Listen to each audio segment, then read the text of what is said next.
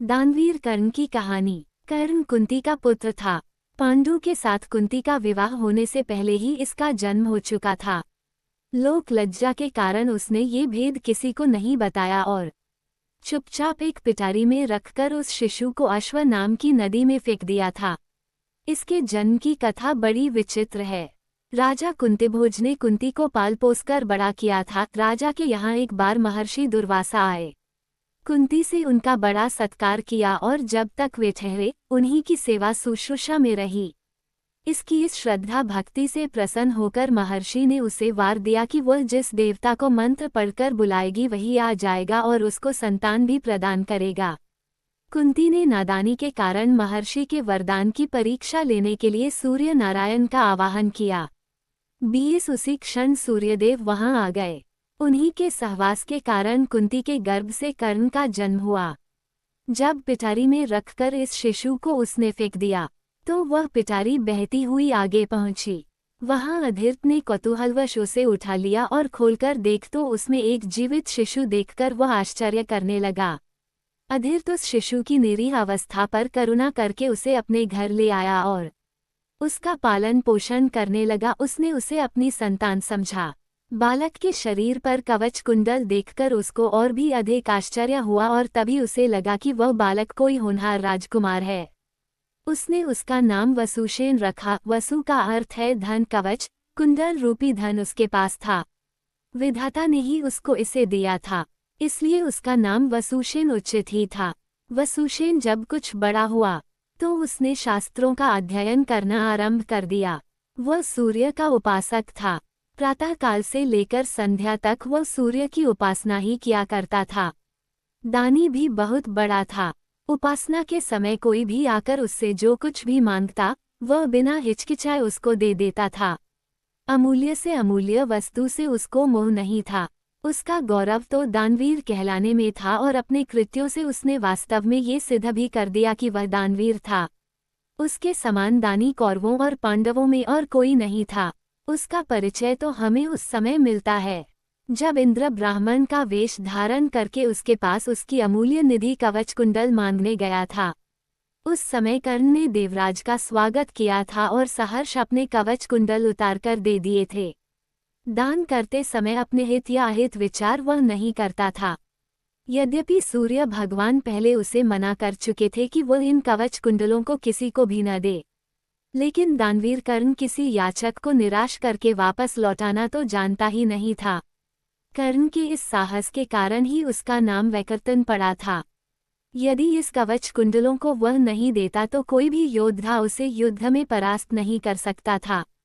इंद्र ने अर्जुन के हित के लिए ही इनको मांगा था, क्योंकि इनके बिना अर्जुन कभी भी उसे नहीं हरा सकता था।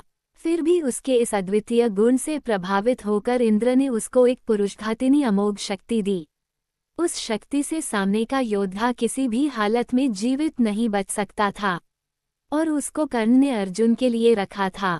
लेकिन श्रीकृष्ण ने चाल चली और कर्ण की उस शक्ति को घटोत्कच पर चलवाकर अर्जुन के जीवन पर आए इस खतरे को सदा के लिए मिटा दिया। घटोत्कच, जो आकाश में विचरण करके कौरवों पर अग्नि की वर्षा कर रहा था और जिसने एक बार तो सारी सेना को पूरी तरह विचलित कर डाला था, शक्ति लगते ही निर्जीव होकर पृथ्वी पर गिर पड़ा। धनुर्विद्या में कर्ण अर्जुन के समान ही कुशल था। एक बार जब महाराज धृतराष्ट्र की आज्ञा से कौरव पांडवों की अस्त्र शिक्षा की परीक्षा के लिए एक समारोह किया गया था, तो अर्जुन ने अपने अस्त्र शिक्षा के कौशल से सबको चकित कर दिया था। उसने ऐसी ऐसी क्रियाएं कर दिखाई थीं कि किसी भी योद्धा की हिम्मत नहीं होती थी कि उसका जवाब दे सके। एक विजेता की तरह के कौशल दिखाकर वह प्रशंसा लूट रहा था। दुर्योधन उस समय हतप्रभ सा होकर चुपचाप बैठा था। अर्जुन का सा कौशल दिखाना उसके सामर्थ्य के भी बाहर था। उसी समय कर्ण वहां आ पहुंचा और उसने मैदान में आकर अर्जुन को ललकारा।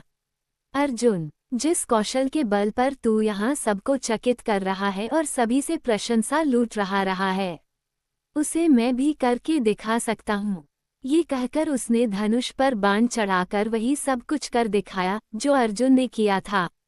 चारों ओर से कर्ण की जय जयकार होने लगी। दुर्योधन का चेहरा अर्जुन के प्रतिद्वंद्वी को देखकर खिल उठा। उसने उसे हृदय से लगा दिया। उसने उसे अर्जुन के साथ द्वंद्व युद्ध करने के लिए प्रेरित किया। दुर्योधन की बात मानकर उसने अर्जुन को इसके लिए चुनौती दी। अर्जुन द्वंद्व युद्ध के लिए तैयार हो गया। अब झगड़ा बढ़ने की आशंका थी, इसलिए कृपाचार्य ने बीच में हस्तक्षेप करते हुए कहा कि राजकुमार के साथ राजकुमार का ही द्वंद्व युद्ध हो सकता है। चूंकि कर्ण सूत के द्वारा पाले हुए हैं, इसलिए इनके गोत्र कुल आदि का ठीक ठीक पता न होने के कारण इनको अर्जुन से द्वंद्व युद्ध करने का अधिकार नहीं है। बस यह ऐसी समस्या थी जिसको कर्ण हल नहीं कर सकता था। वो हक्का बक्का सा अर्जुन का मुंह तारका रह गया। दुर्योधन को भी इससे धक्का लगा, क्योंकि कर्ण के द्वारा अर्जुन का मान चूर्ण करने की उसकी ही तो योजना थी। जब कर्ण इस दुविधा में पड़ा हुआ आगे अपने पैर नहीं बढ़ा सका तो दुर्योधन ने उसे राजाओं की श्रेणी में लाने के लिए अंगदेश का राज्य दे दिया। राजा होने के नाते अब वह अर्जुन या अन्य किसी राजकुमार के साथ युद्ध कर सकता था।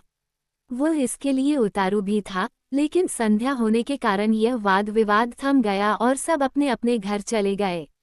बस फिर जीवन में सदा ही कर्ण अर्जुन से प्रतिद्वंद्वी के रूप में मिला। अर्जुन से ही उसकी विशेष रूप से शत्रुता थी। वह उसकी प्रसिद्धि को सह नहीं सकता था। अनेक स्थलों पर वह अर्जुन के सामने आया, लेकिन अपना कुल गोत्र न बता सकने के कारण उसे सामने से हटना पड़ा। वह सूत पुत्र कहलाता था, क्योंकि सूत ने ही उसको पाला था। इसी कारण द्रौपदी के स्वयंवर में भी घूमती मछली की आंख बेधने की सामर्थ्य रखते हुए भी उसको अवसर नहीं दिया गया। स्वयं द्रौपदी ने ही सूत पुत्र कहकर उसका अपमान किया था और उसकी पत्नी बनने से इनकार कर दिया था। सूत पुत्र को क्षत्रिय कन्या का वरण करने का अधिकार नहीं है।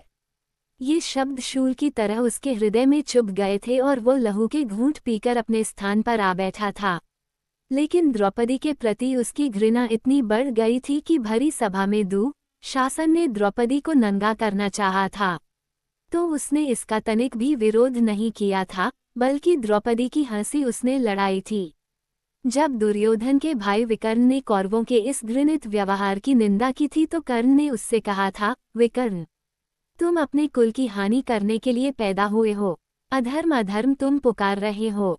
द्रौपदी के साथ जो भी व्यवहार किया जा रहा है वह ठीक है। वह दासी है और दासी के ऊपर स्वामी का पूरा अधिकार होता है। ये कहकर उसने द्रौपदी के द्वारा किए अपने अपमान का बदला चुकाया था। उस समय उसका हृदय पत्थर की तरह कठोर हो गया था। जैसे भी बन पड़ा उसने द्रौपदी का अपमान किया। उसे 5 पुरुषों की व्यभिचारिणी स्त्री कहा और हर तरह से उसे धिक्कारा। उस समय प्रतिशोध की आग में जलते हुए उसने उचित अनुचित का विचार बिल्कुल छोड़ दिया। द्रौपदी को नंगी देखने और दिखाने की उसकी इच्छा थी। इससे स्पष्ट होता है कि कर्ण प्रतिशोध की भावना के आगे सत्य, न्याय और धर्म की भावना को पूरी तरह भूल जाता था। यह उसके चरित्र की दुर्बलता ही है। कर्ण स्वभाव से कुटिल भी था। वह दुर्योधन को इसी प्रकार कुचक्र रचने की सलाह दिया करता था, जैसी शकुनी देता था। जिस समय जुए में हारकर पांडव वनवास के लिए चले गए और द्वैत वन में वे अपना समय काट रहे थे, उस समय कर्ण और शकुनी की बातों में आकर ही दुर्योधन अपने परिवार के साथ पांडवों को चिढ़ाने के लिए पहुंचा था। लेकिन यहाँ चित्रसेन नामक गंधर्व से इनका सामना हो गया। भीषण युद्ध हुआ। गंधर्व राजा ने अपने पराक्रम से सबको परास्त कर दिया और परिवार सहित सभी को उसने बंदी बना लिया। कर्ण तो अपने प्राण लेकर युद्धस्थल से भाग ही गया था। फिर युधिष्ठिर के कहने और अर्जुन के भी प्रयास करने पर चित्रसेन ने दुर्योधन आदि को मुक्त कर दिया। कर्ण अहंकारी भी बहुत था। उसे अपने पराक्रम पर बड़ा घमंड था और बार बार दुर्योधन को प्रसन्न करने के लिए वह कहा करता था कि वह एक क्षण में ही अर्जुन को मार गिराएगा। इसके लिए भगवान परशुराम द्वारा सिखाए हुए अपने अस्त्र कौशल की दुहाई देता था। यहाँ तक कि भीष्म पितामह, गुरु द्रोणाचार्य आदि के सामने भी वह अपनी शेखी बघारने से बाज नहीं आता था। एक दिन पितामह से न रहा गया। उन्होंने इसे फटकारते हुए कहा, दुरभिमानी कर्ण, व्यर्थ की बात क्यों किया करता है। खांडव दाह के समय श्री कृष्ण और अर्जुन ने जो वीरता प्रकट की थी, उसको याद करके तुझे लज्जित होना चाहिए। क्या तू श्री कृष्ण को साधारण व्यक्ति समझता है? वे अपने चक्र से तेरी उस अमोघ शक्ति को खंड खंड कर देंगे। व्यर्थ दंभ करना एक सच्चे वीर का गुण नहीं है। पितामह की यह बात सुनकर कर्ण क्रुद्ध हो उठा और उसने झल्लाकर अपने शस्त्र फेंक दिए और कहा, पितामह ने सभी के सामने मुझे लज्जित किया है। अब तो इनकी मृत्यु हो जाने पर ही मैं अपना पराक्रम दिखाऊंगा। इसी दुराग्रह के कारण जब तक भीष्म पितामह जीवित रहकर युद्ध करते रहे, कर्ण ने युद्ध में हाथ नहीं बटाया। जब उसने सुन लिया कि वे धराशायी हो चुके हैं, उस क्षण प्रसन्न होकर वह दुर्योधन के पक्ष में आकर शत्रु से युद्ध करने लगा। गुरु द्रोण के पश्चात कौरव सेना का तीसरा सेनापति वही था। इस वृतांत से यही स्पष्ट होता है कि वह अत्यधिक क्रोधी स्वभाव का था। सदा अहंकार में उसकी बुद्धि डूबी रहती थी और इस कारण बुद्धिमानों की बातें भी बुरी लगती थीं। इसके विपरीत अर्जुन धीर बुद्धि और विनयशील था। इस सब के होते हुए भी कर्ण अपनी बात का धनी था। जो कुछ भी वचन वह दे देता था, उससे हटना तो वह जानता ही नहीं था। श्री कृष्ण ने उसे यह बता दिया था कि वह कुंती का ज्येष्ठ पुत्र है और साथ में उन्होंने उससे पांडवों की ओर मिल जाने का आग्रह भी किया था। लेकिन सब कुछ सुनकर भी उसने दुर्योधन के साथ विश्वासघात करना उचित नहीं समझा। श्री कृष्ण ने कहा था, कर्ण, भाइयों के विरुद्ध लड़कर उनको मारने की कामना करना पाप है। इसलिए तुम कौरवों का साथ छोड़कर पांडवों का पक्ष ले लो। युधिष्ठिर तुम्हें अपना अग्रज मानकर अपना जीता हुआ साम्राज्य तुम्हें ही दे देंगे। कृष्ण की यह प्रलोभन भरी बातें सुनकर भी कर्ण अपने वचन पर दृढ़ रहा और कहने लगा, श्री कृष्ण, दुर्योधन के साथ विश्वासघात करना सबसे बड़ा पाप है। यदि मैं उसकी मित्रता को तोड़कर पांडवों की ओर मिल जाऊंगा तो सब यही कहेंगे कि कर्ण अर्जुन से डरकर उनकी ओर मिल गया है। फिर मैं ऐसा क्या करूं? मेरी माँ ने तो मुझे मारने का सारा प्रबंध कर दिया था। सूत ने ही मुझे उठाया और पाला, इसलिए वे ही मेरे पिता तुल्य हैं।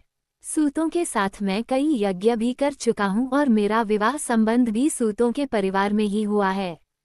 फिर मेरा पांडवों से क्या संबंध रहा? धृतराष्ट्र के घराने में ही दुर्योधन के आश्रित में रहा हूँ और 13 वर्ष तक मैंने उन्हीं का दिया हुआ राज्य किया है। फिर कैसे उनके साथ विश्वासघात कर दूं? दुर्योधन को मेरे ऊपर पूरा विश्वास है। मेरे कहने से ही तो उसने इस युद्ध को मोल लिया है और अर्जुन के प्रतिद्वंद्वी के रूप में दुर्योधन की आशाएं मेरे ऊपर ही तो लगी हुई हैं। इस परिस्थिति में अपने आश्रयदाता और मित्र दुर्योधन को छोड़कर मैं कभी पांडव पक्ष में नहीं मिल सकता। फिर यदि एक बार मैं मिल भी गया तो युधिष्ठिर जो राज्य मुझे देगा उसे अपने वचन के अनुसार मुझे दुर्योधन को देना होगा। इससे तो पांडवों का सारा प्रयत्न ही निष्फल चला जाएगा। ये सभी कुछ सोच विचार कर मैं निश्चयपूर्वक कहता हूँ कि मैं मित्र दुर्योधन का साथ छोड़कर और किसी पक्ष में नहीं मिल सकता। लेकिन हाँ, यह वचन अवश्य देता हूँ कि युद्ध में मेरा प्रतिद्वंद्वी केवल अर्जुन ही है। उसके सिवा किसी पांडव का वध मैं नहीं करूंगा। कर्ण का ये कथन उसके चरित्र की महानता पर प्रकाश डालता है। बात का कितना पक्का था। वह दानवीर दुर्योधन चाहे अधर्मी था, लेकिन उसका तो आश्रयदाता था। फिर वह उसके साथ छल कपट कैसे कर सकता था? अंत तक उसने दुर्योधन का साथ दिया और अपने आप को एक सच्चा मित्र प्रमाणित कर दिया। कर्तव्य के प्रति कर्ण पूरी तरह कठोर था। वह युधिष्ठिर तथा अर्जुन की तरह सहृदय नहीं था कि पांडवों के विषय में ये ज्ञात होते ही कि ये उसके भाई हैं, युद्ध करना बंद कर दे। एक बार मन में दृढ़ संकल्प करके उसको पूरी तरह निभाना ही उसके जीवन का उद्देश्य था। दुर्योधन की सहायता करना उसका कर्तव्य था। इससे पांडवों के प्रति जागृत हुआ भ्रातृत्व भाव भी उसे विचलित न कर सका और फिर भी अर्जुन के प्रति कठोर और ईर्ष्यापूर्ण दृष्टि उसकी बनी ही रही। यहाँ तक कि स्वयं माता कुंती ने जाकर कर्ण को अपनी ओर मिलाने की इच्छा प्रकट की थी, लेकिन उस समय भी वह वीर अपने पद से विचलित नहीं हुआ। यह उसके चरित्र की श्रेष्ठता ही थी। फिर एक बार कृष्ण को वचन देकर अर्जुन के सिवा अन्य किसी पांडव की ओर उसने शस्त्र नहीं उठाया। अर्जुन से ही युद्ध करते हुए वह वीरगति को प्राप्त हुआ था। महाभारत युद्ध में भी उसकी वीरता देखकर स्वयं श्री कृष्ण उसकी प्रशंसा करने लगे थे। कितनी ही बार वह अर्जुन के रथ को पीछे हटा देता था। जब तक वह सेनापति रहा, अर्जुन बार बार उसके प्रहारों से विचलित हो उठता था। उसकी समझ में नहीं आता था कि वह कैसे इस परम योद्धा को परास्त करे। अंत में पूरी तरह निराश होकर उसने कृष्ण की ओर देखा। कर्ण के रथ का पहिया जमीन में धंस गया था। वो उसे निकालने का प्रयत्न कर रहा था। उसी समय कृष्ण के इशारा करने पर अर्जुन ने अन्यायी का आश्रय लेकर उसका वध किया। नहीं तो उस वीर को मारना बहुत कठिन था। फिर यदि उसके हाथ में इंद्र की वह अमोघ शक्ति होती तो फिर उसको कोई भी पराजित नहीं कर सकता था और यह निश्चय था कि वह अर्जुन का वध करके विजय का शंख फूंक देता। लेकिन विधाता की यही गति थी। अमोघ शक्ति को वह पहले ही घटोत्कच पर चला चुका था। अब उसके पास विशेष अस्त्र कोई नहीं था। फिर भी बड़ी कठिनाई से अर्जुन उसे मार पाया था। महाभारत में जहाँ भी उसके पराक्रम का वर्णन आया है वहाँ अर्जुन के बराबर ही उसको पराक्रमी माना गया है, और था भी वह इतना ही पराक्रमी। कर्ण के पराक्रम में धब्बा लगाने वाली एक बात यह है कि वो कपटी भी था। वह सदा सत्य और न्याय का ही आश्रय नहीं लेता था। उसने अल्पवयस्क राजकुमार अभिमन्यु का चक्रव्यूह के भीतर औरों के साथ मिलकर वध किया था। उसी ने उसके धनुष को काट गिराया था और फिर उस निहत्थे बालक पर 6 महारथियों ने मिलकर आक्रमण किया था, जिनमें से एक वह भी था। निहत्थे बालक की हत्या करने का अपराध सदा उसके चरित्र के साथ लगा रहेगा। इसलिए इतना पराक्रमी होने पर भी कर्ण अर्जुन की तरह महापुरुष की कोटि में नहीं आ सकता। उसका हृदय कलुषित था। इस तरह कर्ण के चरित्र पर दृष्टिपात करने से मालूम होता है कि वह किसी दृष्टि से महान था और अपने किन्हीं व्यवहारों के कारण पतित भी था। उसकी महानता उसके दानवीर होने में है, उसके दृढ़ संकल्प होने में है, उसके अपने मित्र और आश्रयदाता के विश्वास पात्र होने में है। लेकिन छल और कपटपूर्ण व्यवहार, व्यर्थ का दंभ और क्रोध उसके चरित्र की गरिमा को कम करते हैं। वह इतना पराक्रमी था कि उसके मरते ही दुर्योधन का सारा धैर्य टूट गया था और अब उसे अपनी पराजय की आशंका निश्चित लगने लगी थी। और वही हुआ भी। कर्ण की मृत्यु के पश्चात कौरवसेना का विनाश हो गया। स्वयं दुर्योधन भी भीम के द्वारा मार डाला गया। युद्ध में पांडवों को विजय प्राप्त हुई। अगर आप लोगों को यह वीडियो अच्छी लगी हो तो प्लीज़ चैनल को सब्सक्राइब करें, लाइक करें और कमेंट में यह जरूर बताएं ये कहानी आपको कैसी लगी। जय श्री कृष्ण, राधे राधे।